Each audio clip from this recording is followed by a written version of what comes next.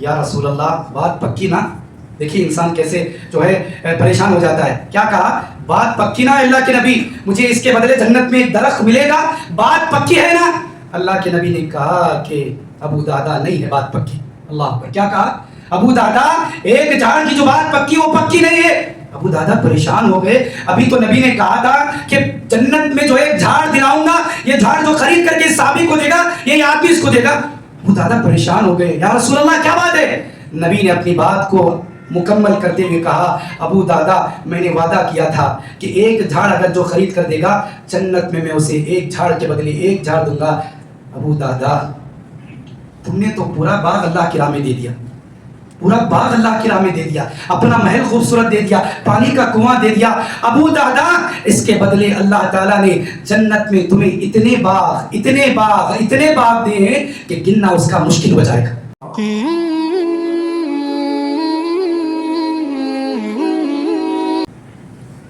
لن تنالوا البر حتى تنفقوا مما تحبون وما تنفقوا من شيء فإن الله به عليم. محترم بزرگوں، نوجوانوں اور عزیز بچوں اور پردہ نشین میری ماں اور بہنوں، میں آج جمعہ کے دن مسجد آسیہ کے اندر منبر رسول پر کھڑے ہو کر کے قرآن اور حدیث کی روشنی میں مختصر سے وقت میں، ویسے الحمدللہ آپ لوگوں کے سامنے کچھ باتیں بتانے، کچھ باتیں رکھنے اور آپ سے اور میں اپنے آپ سے اللہ کی توفیق سے، اللہ کی مدد سے عمل کی اور اس کے اوپر زندگی گزارنے کی اللہ تبارک و تعالی ہم تمام لوگوں کو توفیق عنایت فرمائے. حضرات،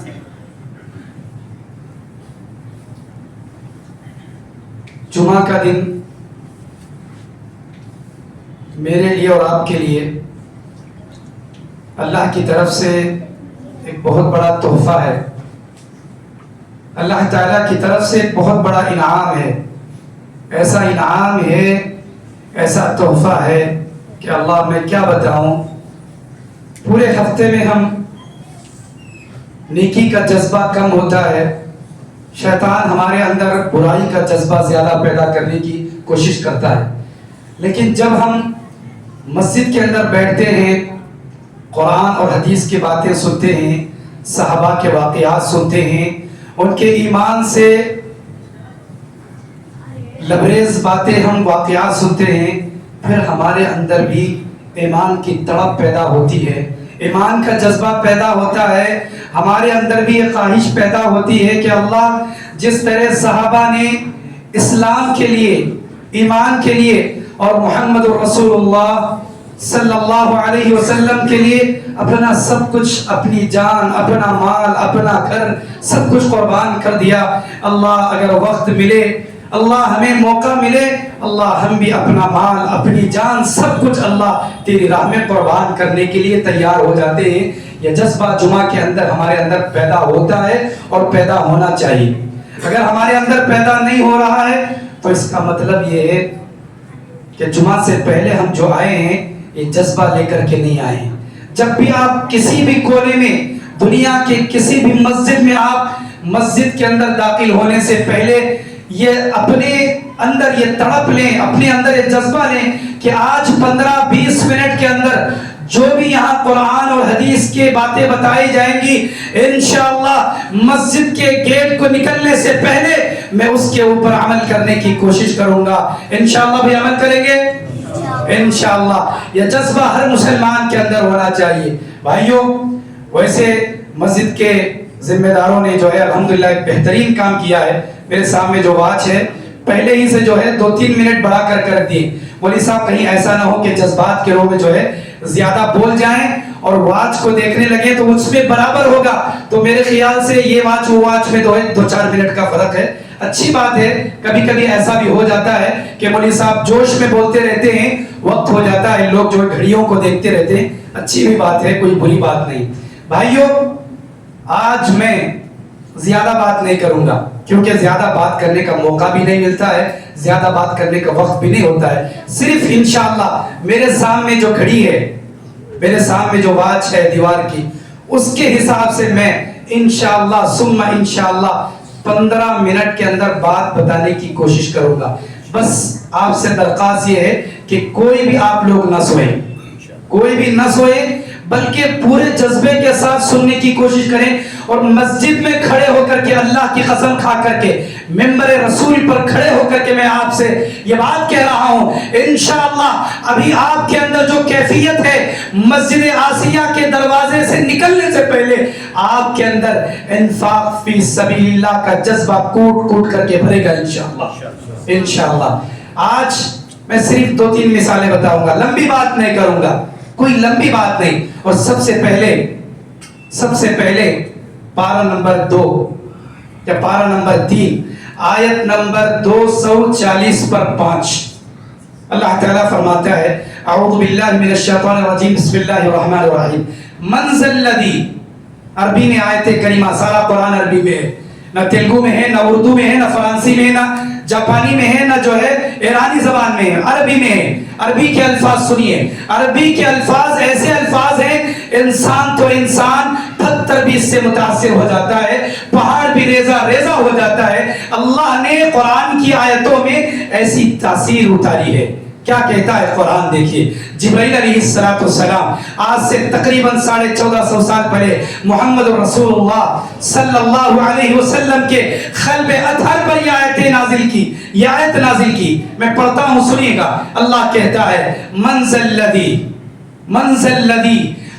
الذی یقرض اللہ قرضا حسنا. ہائے ہائے، اللہ اللہ، کیا میں اس کا ترجمہ، میں اپنی زبان میں اس کا ترجمہ کرنے سے قاصر ہوں. کوئی بھی مفسر صحیح معنی میں عربی کی عبارت کا ترجمہ، اس کا حق ادا نہیں کر سکتا، کیونکہ عربی زبان یا عربی الفاظ، قرآن کے الفاظ کس کے ہیں؟ محمد رسول اللہ صلی اللہ علیہ وسلم پر جو نازل کیا، 7 آسمان کے اوپر جو رحمان عرش پر بیٹھا ہے، اس کے الفاظ ہیں. کس کے اندر یہ طاقت ہے کہ اس کا ترجمہ کرے؟ ترجمہ تو بیان نہیں کیا جا سکتا، اس کا مفہوم بتایا جا سکتا ہے. مفہوم کیا ہے؟ سنیے گا.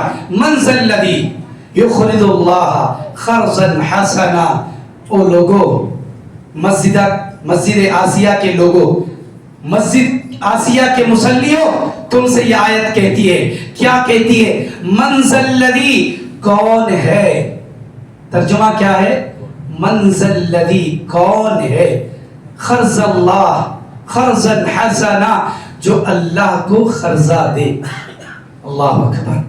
آیت اور ایک بار ترجمہ کرتا ہوں. کون ہے جو اللہ کو قرضہ دے؟ کون ہے جو اللہ کو، رحمان کو باقی دے؟ اور اللہ آگے کیا کہتا ہے؟ سبحان اللہ. یقرض اللہ قرضا حسنا فیضاعف له اضعافا کثیرا. جو بھی اللہ کو باقی دے گا، قرضہ دے گا، اللہ کا وعدہ ہے، اللہ کہتا ہے میں اس کا قرضہ لوں گا، قیامت کے دن اس قرضے کو ڈبل تربل بدلا کے اسی کو دے دوں گا. سبحان اللہ، سبحان اللہ. تو آج میں آپ سے قرضہ مانگنے آیا ہوں، آج میں آپ سے قرضہ مانگنے آیا ہوں. کس کے لیے قرضہ؟ اللہ کے لیے قرضہ دے، اللہ کے لیے قرضہ دے. بھائیو، آج مسجد آسیہ کے اندر، کڑبے کے اندر ہم بیٹھے ہیں، الحمدللہ بڑا خوشگوار ماحول ہے، اے سی چل رہی ہے، موسم بڑا ٹھنڈا ہے، سہانا ہے. آج میں اسلام کے 1400 سال کے بعد ایک چھوٹی سی مسجد میں ممبر پر کھڑے ہو کر کی آیت پڑھ رہا ہوں، لیکن ہمارے دل میں کوئی ہلچل نہیں مچ رہا ہے، کوئی ہلچل نہیں، کوئی تبدیلی نہیں آ رہی ہے. حالانکہ یہی آیت جب صحابہ کرام کے سامنے پڑھی جاتی تھی، ان کے دل کی کیفیت کیا تھی جانتے ہیں؟ اللہ اکبر. جس طرح پانی کے بغیر مچھلی تڑپتی ہے، ویسے صحابہ قرآن کی آیتیں سن کر کے تڑپا کرتے تھے، قرآن کی آیتیں سن کر کے مچلتے تھے. ایک مثال جنت کی خواہش کی ایک مثال. وہ صحابی کا نام کیا ہے جانتے ہیں؟ آپ نے سنا ہوگا. صحابی کا نام زندگی میں یاد رکھنا. کیسے انہوں نے ایک جھاڑ کے بدلے اپنا پورا درخت اپنا پورا باغ اللہ کی راہ میں قربان کر دیا. صحابی کا نام جانتے ہیں؟ سننے کی خواہش مند ہے تو سنیے. اس صحابی کا نام ہے ابو دحدہ رضی اللہ تعالی عنہ. کیا نام ہے بھائیو؟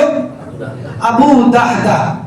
اللہ کی قسم کہتا ہوں جب میں واقعہ پڑھا موبائل کے اندر واقعہ، آج کل تو کتابوں میں کہاں پڑھتے ہیں، کتابیں تو الماری میں رکھے ہوتے ہیں، قرآن بھی الماریوں میں رکھے ہوتے ہیں. مہینے میں ایک بار موذن صاحب اسے کپڑا لے کر کے صاف کرتے ہیں. کوئی اللہ کا بندہ قرآن پڑھنے والا نہیں، نہ کتابیں پڑھنے والا، سب موبائل میں پڑھتے ہیں. قرآن بھی موبائل میں، سیرت بھی موبائل میں، سب موبائل میں. خیر میں بھی موبائل میں پڑھ رہا تھا. ابو دحدہ کا واقعہ، اللہ اکبر، سچ کہتا ہوں دل کے اندر میرے بڑا جذبہ پیدا ہوا. اللہ اللہ، یہ کیا صحابی تھے. واقعہ کیا ہے؟ واقعہ میں بتاؤں گا، شاید میرا وقت ختم ہو جائے گا. صرف ایک واقعہ، کوئی اور بات نہیں. ایک صحابی نوجوان یتیم صحابی اللہ کے نبی جناب محمد رسول اللہ صلی اللہ علیہ وسلم کے دربار میں آئے. آ کر کی شکایت کی. کیا شکایت سنیے گا. کہا کہ اللہ کے نبی میرا ایک باغ ہے کھجور کا، میرا ایک گارڈن ہے، ایک باغ ہے. میں اپنے باغ کے اطراف میں دیوار بنانا چاہتا ہوں، بارڈر لگانا چاہتا ہوں، دیوار بنانا چاہتا ہوں. لیکن اے اللہ کے نبی جب میں دیوار بنانے کا ارادہ کیا یا میں جب دیوار بنانے لگا تو میرا پڑوس جو اس کا کھجور کا باغ ہے اس کا ایک جھاڑ مجھے دیوار بنانے نہیں دے رہا تھا، یا اس کا ایک درخت کھجور کا مجھے دیوار بنانے میں حائل کر رہا تھا.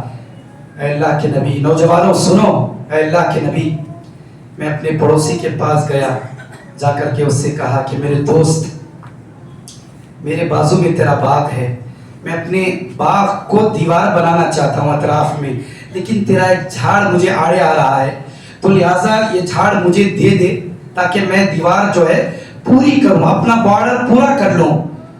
اے اللہ کے نبی میں نے اس نے کہا کہ اگر تو مجھے فری میں نہیں دیتا ہے تو پیسے لے کر کے مجھے وہ جھاڑ دے تاکہ میں اپنے باغ کی دیوار کو مکمل کروں. یا رسول اللہ صلی اللہ علیہ وسلم، اس نے کہا کہ نہ میں تجھے اس جھاڑ کو فری دوں گا، نہ میں اس کو جو ہے پیسوں کے بدلے دوں گا. میں جھاڑ تجھے نہیں دے سکتا. اے اللہ کے نبی آپ میرے پڑوسی کو سمجھائیے. اللہ کے نبی جناب محمد رسول اللہ صلی اللہ علیہ وسلم نے اس صحابی، نوجوان یتیم صحابی کے اس پڑوسی کو بلایا اور بلا کر کے کہا کہ کیا اس طرح کی بات ہے، یہ صحابی کیا باغ تیرے باغ کے بازو ہے، اس طرح کا معاملہ ہے؟ اس نے کہا کہ ہاں اس طرح کا معاملہ ہے.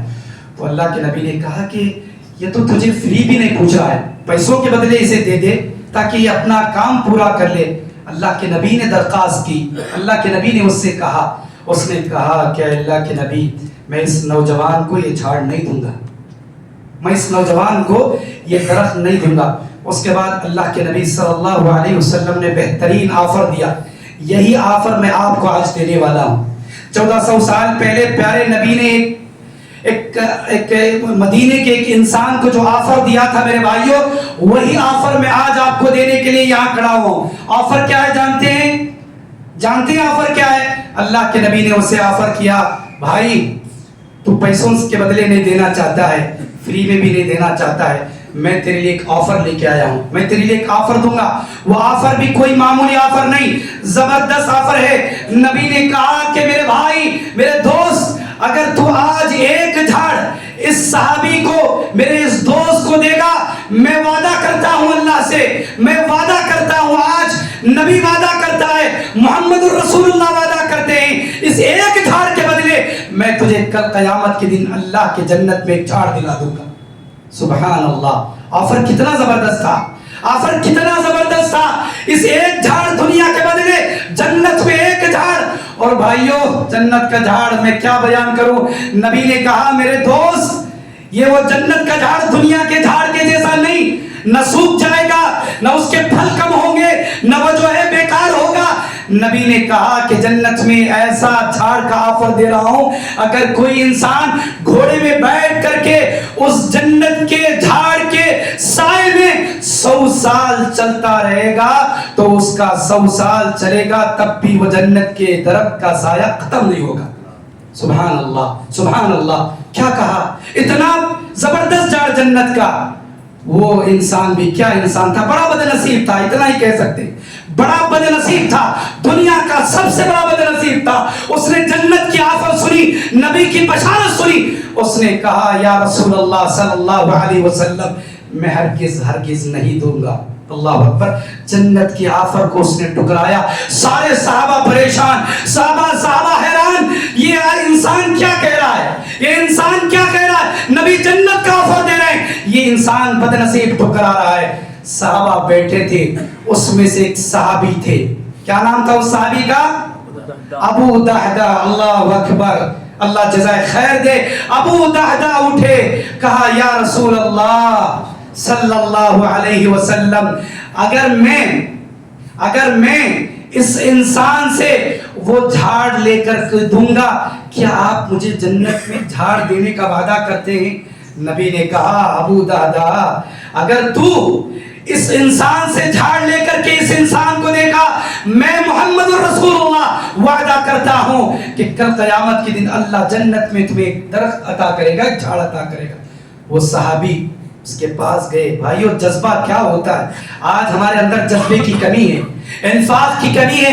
اعلان ہوتا ہے مسجد کا، اعلان ہوتا ہے مدرسے کا، اعلان ہوتا ہے یتیم خانے کا، ہمارا جذبہ کیا، یہ صحابہ کا جذبہ کیا؟ سنیے گا میرے بھائیو، سنیے گا میرے بھائیو۔ کہا ابو دحدہ اٹھے، اپنی جگہ سے اٹھے، سارے صحابہ بیٹھے تھے، سارے صحابہ بیٹھے تھے۔ ابو دحدہ اٹھے، اس کے پاس گئے، اس کے پاس جا کر کے کہا میرے دوست، کیا تم کو میرے باغ کے بارے میں معلوم ہے، فلاں باغ کے بارے میں؟ اس نے کہا کہ ابو دحدہ، تمہارا باغ پورے مدینے میں مشہور ہے، تمہارا باغ پورے مدینے میں کیوں مشہور ہے؟ ابو دحدہ جس باغ کا تذکرہ کر رہے تھے، اس باغ میں 650 درخت، کتنے؟ 650 کھجور کے درخت تھے۔